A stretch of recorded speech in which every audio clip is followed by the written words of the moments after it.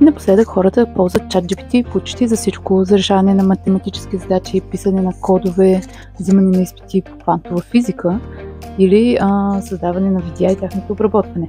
Аз реших да попитам, кое е най-доброто натурално средство за борба с пигментни петна и защо? А ето и какво ни отговори. Според ефективност, безопасност и достъпност е шипковото масло.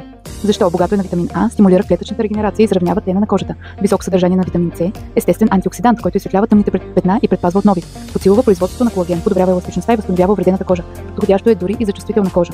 Важното за шипковото масло е, че се нанася вечер, защото е фоточувствително и ако се нанася през деня, може да образува пигментни петна или хиперпигментация. А нещо още по-важно е, че резултати могат да се видят само след редовна употреба.